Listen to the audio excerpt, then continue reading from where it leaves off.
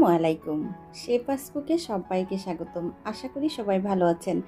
আজ আমি আপনাদের সাথে শেয়ার করছি আরও একটি মজার রেসিপি, চিংড়ি মাছ এবং ধুন্দলের রেসিপি। আর এই রেসিপিটা আমি যেভাবে রান্না করেছি একেবারেই মায়ের রেসিপি, গ্রামের পদ্ধতিতে। আপনারা অবশ্যই এইভাবে ট্রাই করবেন। তাহলে চলুন শুরু করা যাক পুরো প্রস্তুত প্রণালী। প্রথমেই আমি এখানে ধুন্দল কেটে নিয়েছি আর নিয়েছি কিছু চিংড়ি মাছ।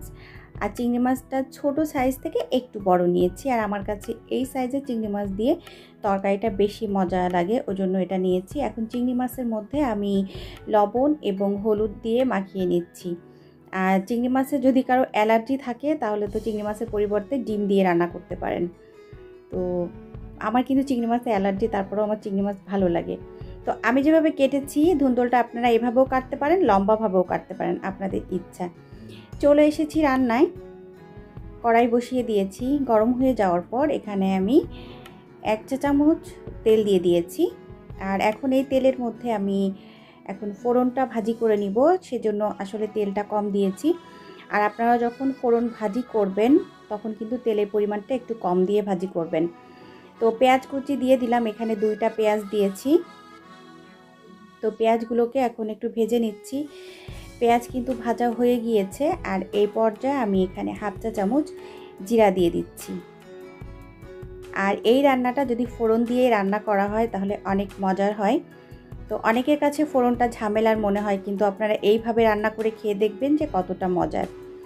তো ফোড়নটা তুলে নিয়ে সেই একই কড়ার মধ্যে আমি আরও একটু তেল দিয়ে দিয়েছি। এখন ওর সাথে মশলা অ্যাড করছি।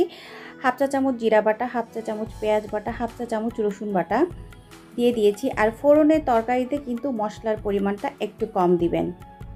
এখন দিয়ে দিয়েছি আমি স্বাদ মতো লবণ, আর দিয়েছি 1/2 চা চামচের একটু বেশি হলুদ। আর ধুন্দলের তরকারিতে একটু হলুদটা কম দিতে হয়। তো এখন কিছুটা পানি দিয়ে দিয়েছি মশলাটা কষানোর জন্য।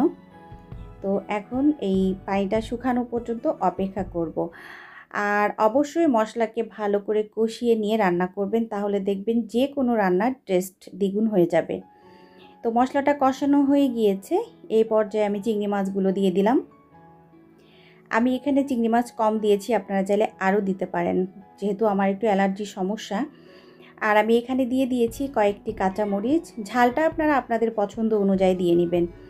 তো মাছটাকে একটু কিছুক্ষণ নাড়াচাড়া করে এর মধ্যে আমি ধুন্দলগুলো দিয়ে দিচ্ছি। আর ধুন্দল কিন্তু পানি তরকারি, তাই অবশ্যই ধুন্দলটাকে যখন ছিলে নেবেন, ছিলে ধুয়ে তারপরে কাটার চেষ্টা করবেন। কাটার পরে ধুবেন না, তাহলে কিন্তু আরও বেশি পানি গলবে।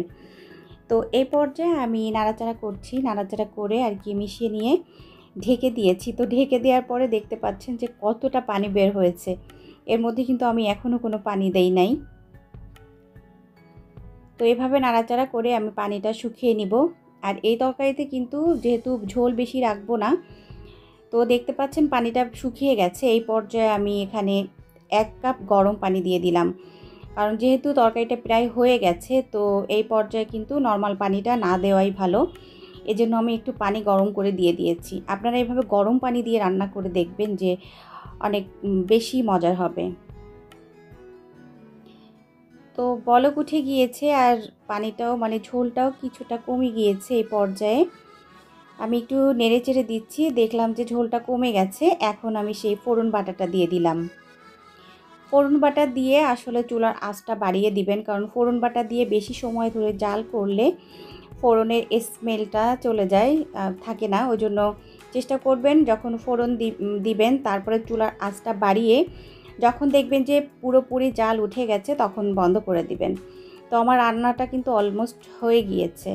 এখন আমি চুলাটা অফ করে দিব। তো এতক্ষণ যারা আমার সাথে ছিলেন সবাইকে অসংখ্য অসংখ্য ধন্যবাদ। সবাই ভালো থাকবেন, আমার জন্য দোয়া করবেন। আগামী রেসিপি দেখার আমন্ত্রণ জানিয়ে আজকের মতো আমি শেফা বিদায় নিচ্ছি। আল্লাহ হাফিজ। আসসালামু আলাইকুম।